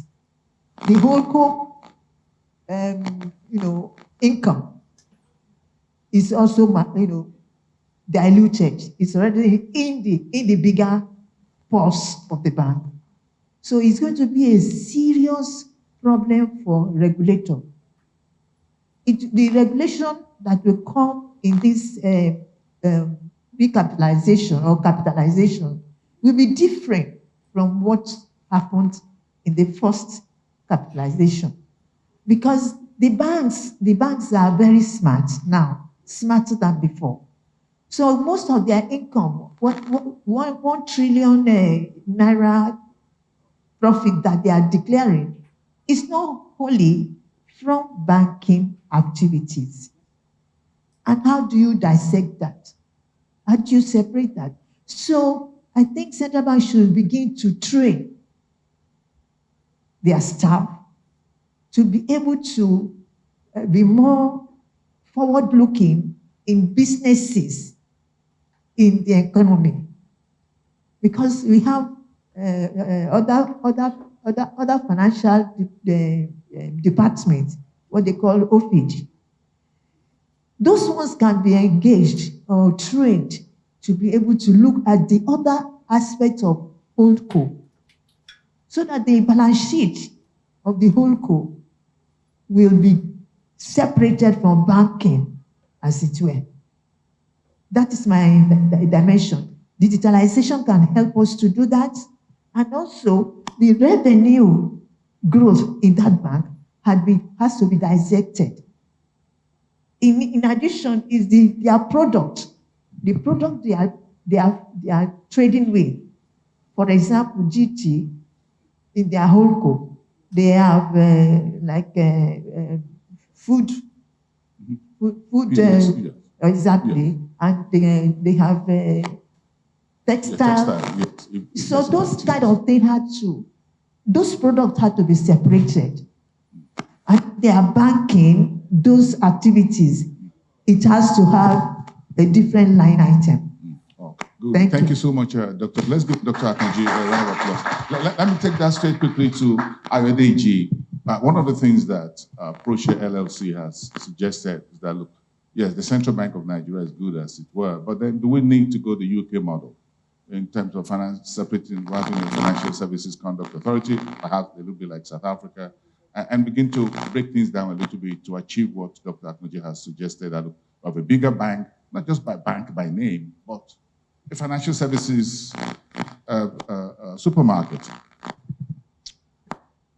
Okay, thank you Is for it that. something that we need to start considering down the line as we get to the end of the recapitalization program for next year, March? Yes, I agree, but I would like to appreciate the chairman and the wonderful team of Proshare for this opportunity and for their consistency this year of this particular laudable project. Now to your question. So I think that it's like we're just revolving around the same cycle. So you look at before the consolidation, you see that there was like separations. Banks specialized in different aspects, and later on they had the holding structure. Then there was a policy that said that they sold off their subsidiaries. Yes. Now they are back to to buying back again. those subsidiaries. So we decouple and couple back again. It's just still like within the same cycle. But I feel what we can see now is that there's better regulations compared to what had in when banks they were doing a lot through their subsidiaries, And with like what Madam mentioned, that there needs to be understanding of how those subsidiaries, how they would be able to play by the books. So you're not using those subsidiaries to circumvent regulations. But there's a need for those financial services. You know, we're in the era of technology, which we, Mr. Shitta-Bey mentioned on AI, it's coming in. When you look at even those that plays, you look at the financial technology companies, when you look at transactions that has been carried out by them, so when you look statistics based on NIPS, say that about 40% of the total NIPS transactions were carried out by the likes of OPay, PalmPay. So there's a need to still see how are they able to penetrate. They are getting the volume. To get a loan from Money Point now is easier than commercial banks. And what they use is technology with open banking. And when you also look at the non-performing loan, because of the technology, they're able to look at the behavioral pattern. These are some of the specialization that the banks will need to come in, because banks may take 4 weeks to disburse on that same particular loan, trying to study your behavior, look at all the C's of credit. But if technology can be improved on and can look at your pattern, spending pattern, look at your credibility, get details about you, and pull that down, give a scoring, and they begin to improve on it. So that is helping them to even go into credit faster than even the commercial bank. So there will be a need that there should be, I would say that they shouldn't separate, but regulations should ensure that they play within the books. Thank you. Dr. Ayodeji, but let's get to the meat of this report launch and this panel. We need to get the banks to support the economy, whether it is $1 trillion or $10 trillion. And be as it may, no bank prints its own money. So whatever deposit they get is from the economy. So I always joke that no bank has any money. He said the shareholders brought them, and I said, well, they didn't print the money. The money comes from within the economy. So they need to support the economy. I don't think there's any reason why anyone does any business without supporting the economy, whether you're creating jobs and doing whatever. So let me get back to you, Dr. Adedipe, on the larger equity basis the bank will have. There was so much money, $500 billion naira. That's a whole lot of money, going by whatever inflation, exchange rate, whatever, no matter how we slice it. So how do we get this huge amount of money, whether it's in tier 1, tier 2, tier 3, but in particular, mostly for the tier 1, to support the growth of the economy post-recapitalization? We're talking about 9 months, whatever, down the line, and to translate into tangible economic development, job creation, and what have you, rather than just pumping out to shareholders through dividend payment. Well, thank you so very much. Now, the first thing I want us to put to mind is the fact that banks don't lend out of their capital. Capital is a driver of deposits, as you said. Yes. But with more capital now in the pocket, it's a motivation to go for deposits, which they will now create risk assets from, generate income, and do all those things that we understand to be additions to the economy. Now, that given, then the other key issue is that when I was privileged to be the team lead for the credit market team, when we worked on the FSS 2020, and we all came to an understanding that if this economy was going to grow, the aspiration then actually was to grow the economy to $963 billion. 2004. Almost $1 billion. Yes. Then, yes. That was the aspiration for year 2020. And we said, if that will happen, then the credit market in Nigeria will be the driver of that. So the question now for us is, with banks having huge capital in the outcome of the ongoing exercise, how will that connect to driving the credit market to support the economy, grow its GDP. A number of gaps we saw then in the credit ecosystem. But interestingly, the current Tinubu administration is addressing that, especially with this new institution, credit guarantee, that was just, leadership appointed into it, okay, and the board. Now, what we saw then were challenges to our credit culture, and then banks also holding back from creating risk assets in some sectors because of risk concentration. So what the credit guarantee institution now will do is to de-risk some activities and therefore enable banks to lend to them. Maybe I will suggest to Proshare that in subsequent reports, you probably want to introduce a metric that will help us in this direction, and that is impact. So measure impact. So not in terms of the volume of risk assets or how much income we generate from them, but how many in terms of number, then also in terms of sectors that are impacted by the credit operations of the banks. If we go that route, we get more value from the capitalization outcome. Thank you. And I think that's what, I think Femi touched on that earlier, when we look at some of the sectors that we need to Exactly. Logistics. That's right.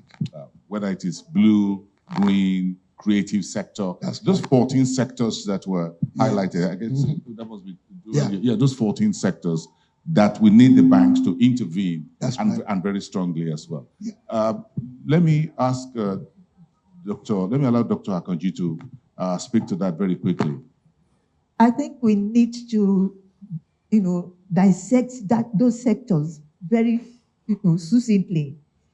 And because those sectors that were listed, they have a large proportion, over 60% or 70% will be in the informal sector. Yes. And so if we can address the informal sector within that listed sectors we have, yes, we will kind of, inflate the economy. We will just inject growth into the economy because a lot of informal activities are going on, both non-oil and other extended informal activities.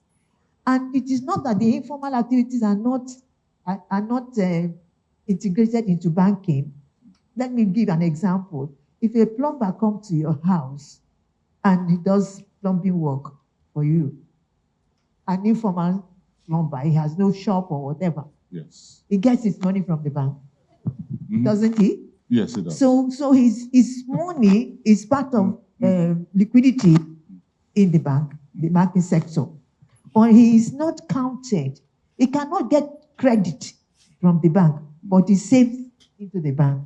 And so his business cannot expand beyond, that box they carry all over the place. Exactly. So we need to rethink.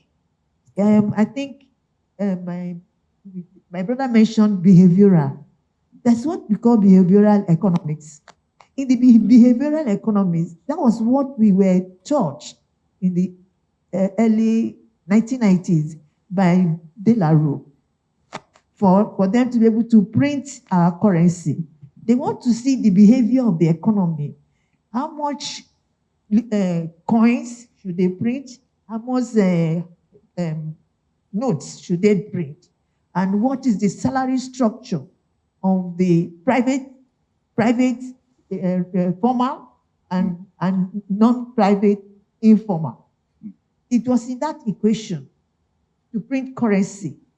So if we can study our behavior in this economy and address the credit rating of those sectors, I think we will be a better economy and a bigger economy. We will be more comfortable than what we are currently. Thank you. Thank you so much, Dr. Akanji. We're having a very important conversation, and why this is the heart of it. The country with the biggest size banks on the African continent today also has the highest unemployment within the OECD countries, and that is South Africa. So when we came up and said South African banks are far much bigger in capitalization and whatever than Nigeria, from Absa Bank to Standard Bank with more than $1 trillion, whatever, they have 30, almost 37, almost 40% unemployment. And 90% of that figure are Black South Africans. They have no access to small and medium enterprises fund. There's lack of access of credit. There's access of investment that will drive growth, in which South Africa have seen more than a decade of low-level growth. So the latest OECD report, which came out just a few days ago, said it was a lost decade for South Africa. So even though so they have the biggest banks on the continent, they can buy out or buy over many of the banks here and elsewhere on the continent, yet they can't fund growth that will lead to jobs. So how did they get into that morass of a situation? And how do we prevent it? And I think that is what this Proshare report and everything should lead to. Please put your hands together for Proshare. Because it's not enough to just envy the South Africans that they have the biggest banks, but they have the highest unemployment. And there's a big disconnect. The GDP per capita has been at subpar within the OECD countries for the last 10 years. And now they are grappling with the fact that they can't even get the money out of the banks to give to small and medium enterprises and to engineer growth. That's what I'm just getting from that report just a few days ago. So I think this is the heart of it all, that we're going to have bigger banks by the end of 2025, 2026. But how do we translate this money to jobs to help that $1 trillion economy, which Proshare says could go even 3-4 times? We have the potential. Dr. Adigun, let's listen to your thoughts on that. How do we move the money into the economy and vice versa? Thank you very much. Proshare has done a lot of work by breaking down the subsectors. In 2024, the total domestic credit to the economy was just a bit above 100 trillion from all the banks.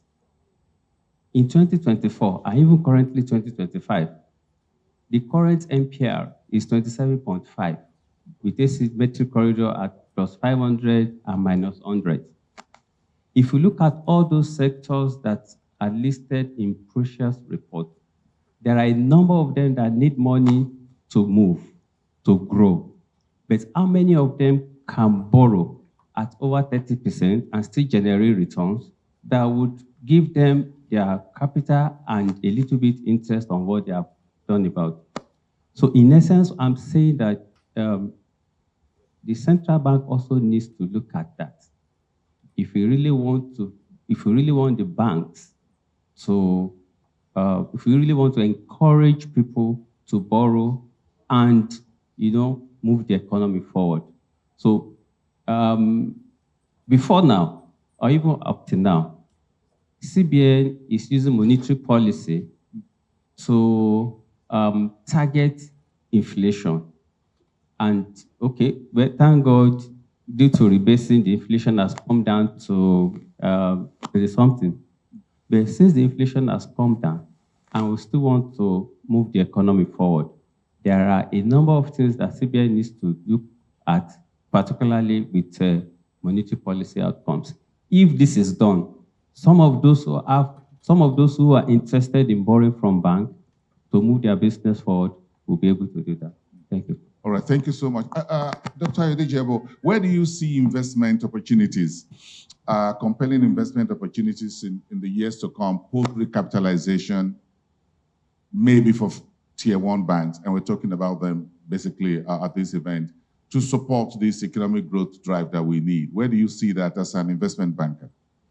Okay. So firstly, I would say within the infrastructure space, one of the major challenges with the bank in terms of when you look at their funding structure, deposits, that is always a major part.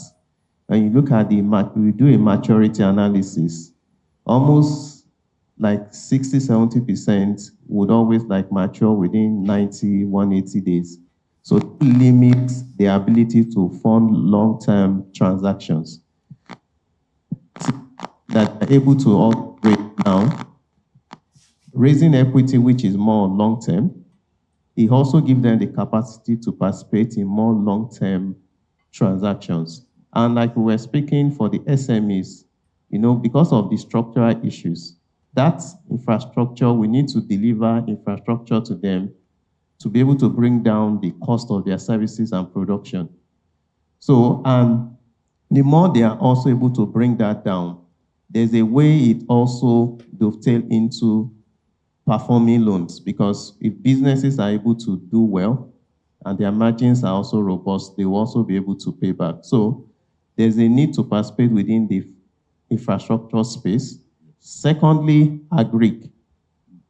The agric, so the value chain. So they may not go into supporting the cultivation, but when we look at the value add, if we identify the top items that we export, starting from that, because it means we already built capacity. If we can export in those quantity, those are top agric, then maybe the top 5, how can we come up with a blueprint and banks supporting? We can see, I think Fidelity Bank is already looking at that space now. All those banks, you can support that. That will generate FX, also generate revenue for the banks. And as we add value to those items, not just exporting them in their raw form, we're also generating jobs in the country. So that would really also help. And the last part I would just, because of time, that I would look at is also climate financing. Because for the banks, some of the funds they have, they can use it as part of co-funding. So because of what the world is looking at now, if there are some renewable energy projects, banks they can co-fund with some of the funds that have been set up to support climate funding. And that would also help jumpstart the economy, would also be profitable for the banks and for the SMEs. Then lastly, just responding to your question on those SMEs. So for me, my view is always beyond this funding structure or challenges for the SMEs. I feel that there's a need to also reorganize them. So even if lending rate to 15%, the banks will still not lend to a lot of the SMEs because of their current structure or form. There's a need to also build capacity and train them. And lastly, credit scoring used to be universal in Nigeria. Let people know, even from primary school, that there's a need to begin to build a credit score rating that you know and is tied to you. So most people, once you know that, they will be careful, and it will help improve credit and lending in Nigeria, because you know you can't go anywhere. Once you default and you misuse it, it would constrain you from also accessing bigger things even in the future. So there's a need. That's one thing can unlock credit in the system. You look at developed clients, people work, they borrow to repay just to build a credit rating. And you get cheaper interest rates compared to those that have lower scoring. So I think the CBN needs to look at that, and that will help unlock credit within our system. Thank you. I love that advice on reward system. Dr. Adedipe, I'll give you 1 minute to speak to this, then I'll allow a few interventions in the space of time. Yes. From the floor. Thank you very much. Now, the response by Ayo has addressed 4 of the 5 major deficits that we have in not only the Nigerian economy, but Africa in general. He has spoken to food deficit by his comments on agriculture, what the bank should do there. He has spoken to infrastructure deficit. He spoke to energy deficit by reference to green energy finance. There is also housing deficit. And in fact, housing is a key sector where when you invest there, you create jobs across diverse industries and sectors, and also create value in the process.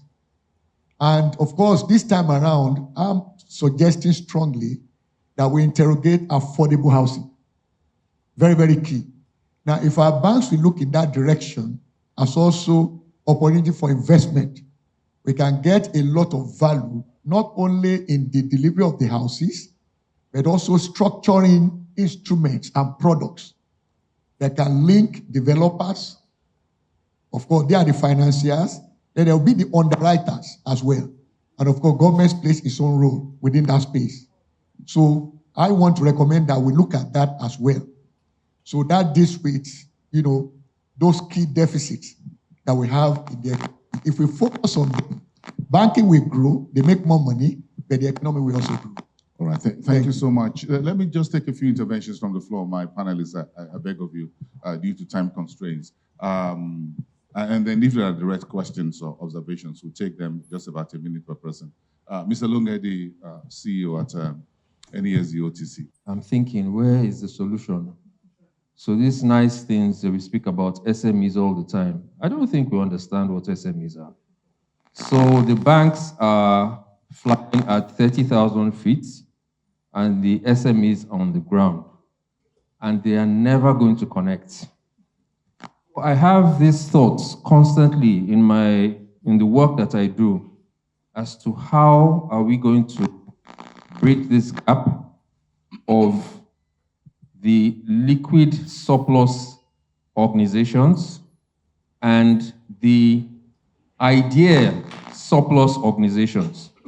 So the banks have the money, but they do not have the style or the appetite to get involved in investment management and investment origination. So you just can't find it. And I'm very happy you brought this up about the South African banks. So you would always have that situation, and I'm sorry, I won't talk too long, I'm going to shut this down. You have what will take us to where we want to go, but the people who have the money are not willing to go there. The banks won't go in that direction, so there has to be a bridge. We're hoping that one of the things that was mentioned in the papers that were presented is that we need to see more equity-type financing. Mm-hmm. Because if you see equity-type financing, you will be able to connect the dots to some of these areas we're talking about. And if you're looking at infrastructure, there has to be a grand plan, and I don't see that grand plan happening. And that grand plan has to work with, I would say, structural markets from the capital markets. There has to be a good handshake between the banks and the capital market, and there has to be trust between them. That trust does not exist, and until that trust exists, you're not going to see the catalyst that will come to generate growth in the economy. How come there is no trust where there's so much money on the table? There isn't trust because we're talking about, okay, I'll give you a very good example. Yes. So there's a gentleman who wants to finance a plantain chip business, and he's done a lot of work, he's got some money, he's got the machines, but he still needs to get a truck, and he still needs to get some kind of interaction with the market. And he goes to a bank and they ask him, what is your turnover? And he says, look, I don't have a truck my turnover in this point is completely different from the turnover that I will get when you give me this money. But they say, look, I'm sorry, we don't do this kind of business here. We look for turnover. So the turnover will never get there. It's the same thing as saying, there's a job advert, and if you don't have 10 years experience, you can't get it. So how am I going to get the experience? These are the challenges we have. So these are big words, need to be big, braver, and dominant, but we also need to take the risks. Define them, identify them, and see how we can bridge that gap. Maybe this guarantee company would help us go there. There are some very strategic things that are happening in the economy today that we need to grab, and get all the players to put their hands around so that we can get to where we want to go. Thank you. A round of applause for Mr. Lungedi, CEO at NESD OTC. Just a minute, Introduction, yes, please. Can you kindly give him the microphone? Thank you, sir. You have the floor. Okay, that's Just about listen to the Chezurike. Thank you very much, Proshare. You work in a bank, sir, or you own a bank? Thank you very much. I was just discussing with Teslim, so you guys are trying to rebase the banking industry. It's a nice one, bigger, braver, and dominant. One of the things I actually want to highlight, arising from both the presentation and the panelists, listening to Teslim, it sounds more like in the area of the fintechs, we're going to have is there a shakeout or an inflection very soon? Now, also look at the whole issue of enabling development. You see the level of techs have done. If you look at customer experience, innovation, that includes the fundamental issues in terms of driving economic development. Given this kind of contradiction, where does it lead us to? Because we are saying that the banks are going bigger by every day, but they are not enabling development. This same development conversation that has been going on for since 40s, at a point we got tired of development plans. I don't even know what we are talking about now. But where lies the solution? Because we are seeing the small and nimble trying to make impact in terms of making life easier. And then we also see big ones getting bigger, but we are saying there's no handshake with development. Thank you. Thank you so much. You're very short and straight to the point. Let me take the gentleman at the back on the red chair. Thank you. You have just 1 minute, sir. Can you kindly introduce yourself? My name is Dr. Derek Omole, SME Secretariat. I think I'm quite impressed with the way the man who talked about, the 30,000 feet difference, to SMEs. And when, you made example of the banks in South Africa, having so much funds, but are not able to solve problem. I think the researchers here, maybe Proshare, are beginning to think deeply to know that there's problem there. So it means that even if you have banks that have all these kind of funds, it may also replicate itself in the situation in Nigeria. And that's where the question of economic development comes in. What does that mean? It means that economic development requires much more than just having big funds that will become idle. It means that the banks need to begin to re-understand the process of economic development. I was just telling somebody around me, he's saying that, we really do not have a thorough economic coordinator in Nigeria. And the reason is because if you find out that there can be funds, what you need to do is look at some key basic sectors, find a way to invest in them to build your value chain, production sectors, mineral sectors, and before you know it, you'll be creating better economic development. All right, thank you so much. I think this report is part one. I'm sure by March 31st next year, Proshare will have another report, which is an update. Getting bigger, braver, and dominant. What's next? All those in favor say aye. No, Teslim, I'm waiting for you to say hi. It's more. Yes, yes. Just a quick one to Femi there, because again we're going to have everyone recapitalize. So what's next? Okay. So well, since I have access to everyone, I could almost ask. But since we're on TV, so let me ask now. So that people can capture my concerns. This is the only opportunity I will have to speak without being fair, full of being picked up. Okay, so let's break the whole thing down to simple tax. I love what Longe said. I'm not sure the gentleman understood the point about South Africa you made, but there's always an interesting thing why I pay attention to South Africa, because I'm always very interested in capital formation. See, instructively, yourself, Boason and myself and Dr. Adedipe, you know this, that how did Nigerian banks emerge that they are bigger than insurance companies and pension companies? That's an aberration to start with. The real process is that savings, pensions, insurance should be the driver of the economy. Now you're talking to Discovery in South Africa, now opening a bank.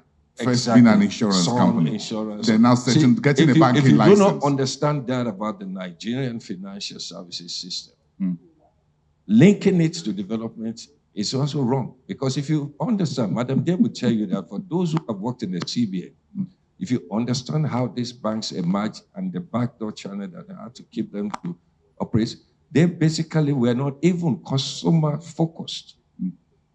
At the beginning, they were transaction, big ticket deals, government, whatever it is. And so by understanding the evolution, therefore, we are saying that we have learned how to do better storytelling. What we then mean by bigger, braver, and dominant means that we would then have to pick who we compare you with. But you see, grow your banking sector without ever addressing the fact that your savings is not moving anywhere. And so to the question which he asked, that we don't have a knowledge of how SME works, it is so true. Give you an example. You are unknown to your bank. Because if you are known, your transaction history tells you everything they need to know about you for over 10 years. But technically, you are unknown to them. Even with KYC? No, those are just documented. So summary of it all is this. So two things can be right at the same time. We can acknowledge all those facts, but we can also acknowledge the reason that if you're not recapitalizing, basically with devaluation, your banks are basically nowhere. So we have to address that. We are even saying that that's going to be enough. And what I picked up correctly, what Madam said and the panel said, and they did what he said, is that we would take it on board for ourselves to understand that it may be necessary to help identify that linkage between the gaps and create the bridge. Thank you very much. Thank you so much, Awoyemi, for that robust. Let's take my colleague. We have a hand on the third row. I think that would be most likely the last intervention. Okay. Thank you so much. My name is Mele Ono. I arrived from Bloomberg. I was talking with a bank CEO the other day. So he told me that some of them, when they go outside the country, they treat them like FDI. That is, they roll out the red carpets and welcome them very well as foreign investors, just like Tinubu will welcome an American investor. So he was telling me that they are looking at opportunities outside Nigeria. As a matter of fact, they want to consolidate their operations outside Nigeria. So they want to use the capital they are raising to mitigate their risks. And if you look at it objectively, quite a lot of them are growing offshore, that is outside the country, more than they are growing in Nigeria. And I know that substantial portion of this fund will go to open new branches, maybe US, in Asia countries, and all that. And I want to ask, looking at it objectively, doesn't it make more sense for them to do that? Because if you even look at our currencies, a lot of them have made very good, stable income outside some African countries than even in Nigeria. So looking at it objectively, is it not better for them to deploy it outside than retaining it here? That is not removing sentiment. Then another thing, is there a way central bank can regulate to now say, okay, you raise this money here, so a portion should be retained to develop Nigerian economy? Is that the way a central bank can go? Thank you. All right, thank you so much, Emiliano. Thank you for those points. Let me get a microphone back. Okay, I guess we have one more, just one more. I'll defer on gender. Thank you so much, madam. Apology, we came in late, but I just want to add one or two things. What's the name, ma'am? Bumi Oladosu Wema Bank. All right, thank you, ma'am. Yes. There are some fundamental issues that most times we don't consider, especially, let me just say Nigeria, let me not talk about other African countries. The recapitalization of banks, is it good or bad? It's good. But can banks operate in isolation? No. if we look at recapitalization 2004, 2010, we're in 2005, what impacts can we say this had on the financial institution? After the first recapitalization, we had issues with the banking sector. It was resolved. There were mergers and acquisitions. We had issues. Now we are here. We say we need recapitalization. Almost all the banks have concluded recapitalization. And all of them are making up the money. Are we going to see what we want to see? The issue is that, is there a link between the financial institution, the regulator, the government, and the people? There's no link. And until we have the link, we might not get the result we want to get. The SME, we are talking about SME. When you look at the behavior of SME, how many of them encourage the bank to invest money there? That's number one. Number two, when you look at government, the responsibility of the government to make the environment suitable for SME to grow, so that when you go to bank and bank release money to you, you can do business and you can return money. Have we taken care of it? The regulators dealing with the banks, some of these sledgehammer, you do this, have they taken time to work with the banks and understand the pain point of the bank and try to do some things that make operation easy instead of forcing them to cut corners? Have they done that? Now all of us were going to raise the money. Yet they are looking outside Nigeria. Why? Because they feel that if I go outside, the regulation in that place might not allow the people that will get the fund from them to misuse. So that's why they are going there. So the issue now is that recapitalization is going to close by March 2026. Is the regulator prepared? Is the government prepared? The SME, they have association, they have everything. Are they prepared? You and I, that we are assessing the situation, are we prepared? The reporting entity, the valuation people, the rating agencies, are they prepared?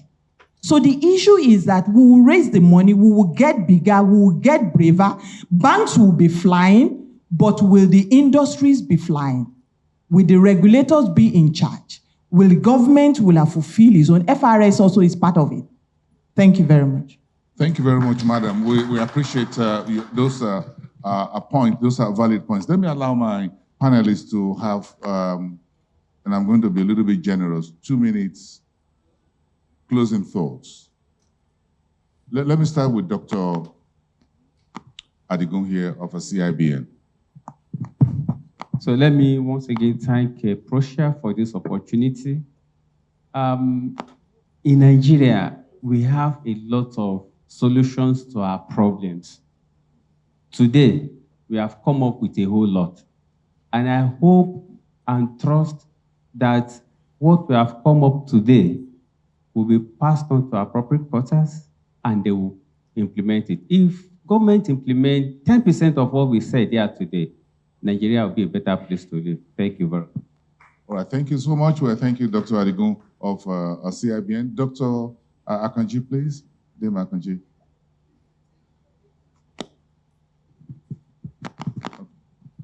Yeah, please speak.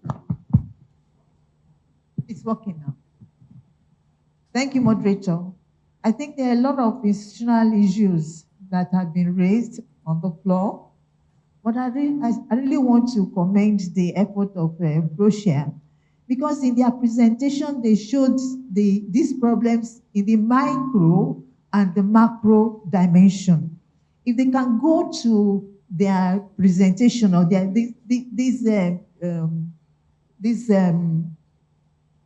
bigger, braver, and dominant report they have, I think we will begin to see solution, because I listened succinctly, I listened very carefully to their presentation. It was data-driven, and I think they can help the economy and help the bank in this dimension. They broke down the micro issue and the macro issue. I also want to say that the fiscal dimension of our problem had not been addressed. Because if you are looking at monetary alone, And, ignoring the fiscal dimension, we are not going to make any move whatsoever. The fiscal dimension speaks more to SME than the monetary dimension. So I just want to say that. Thank you. Thank you, Dr. Akanji. We appreciate that so much. Dr. All Adedipe. right. But now my closing thoughts is to underscore the fact that we should move away from pointing to government all the time. Because oftentimes, each time we dimension problems in our economy, we point in the way of government. We forget that there are different actors in an economy, and every actor has its own responsibility. So now we've gone through this cycle of recapitalization over and over again in Nigeria. For those of us who have followed the industry for close to 40 years thereabout, we've seen this over and over again. From the days of capital of 10 naira, 5 million naira for a banking license to where we are today. Okay? Same story. But the point is, within my own circle of influence, what can I do? And I think there's a missing link. Dr. Adegun mentioned implementation of recommendations emanating from this Proshare report. But I will add one thing and then shut my mouth today, and that is consequence management. Consequence management. We do a lot of things that amount to errant behavior. But because there is no sanction, people get entrenched in repeating that over and over again. And that is why we are not moving beyond what my friend over there said. Development plans. First one, 1962 to 68. We've done many since then. But because we don't implement religiously, and then where people fall out of track, no consequence. If we begin to look, then the connection that we made reference to, the SMEs, the government, the central bank, the banks, everyone will play its own role. And when you fall out of track, you also get a slap on the wrist. So clearly, we'll all begin to drive in the same direction. Thank you very much. Thank you, Dr. Adedipe. A round of applause to you. Thank you so much. I appreciate that. Okay, just to add to the insightful suggestions that have been made is technology. So for the banks now, with artificial intelligence, they need to see how they want to embed that into the financial system. We spoke about the ability to study the behavior of their customers. And with that, it will make it easier to channel credits. Even for the SMEs, and that's what makes difference between some of the fintechs, that they're already using that to know where to channel funds to the SMEs. So I think adding technology to the businesses beyond using it to process or for the operations, you need to use that to determine what products do you come up with and how can you be more effective in channeling credits that would eventually grow the economy and make it bigger. Thank you. Thank you. Please give a round of applause to my panelists, Dr. Ebo of Optimus by Afrinvest. Thank you very much. Dr. Adedipe from B. Adedipe, an associate CEO and the chief consultant. Dr. Akanji, thank you very much, Dave. We appreciate your here from our Director of Trade and Exchange at the Central Bank of Nigeria. And of course, Dr.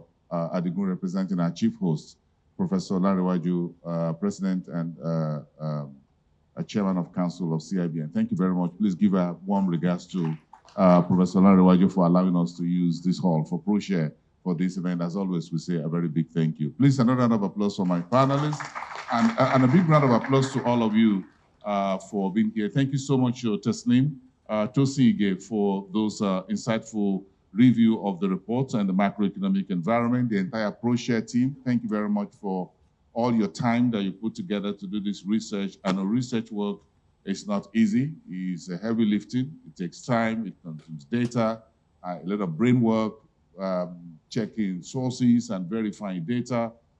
It's not easy. That's why not many people do it.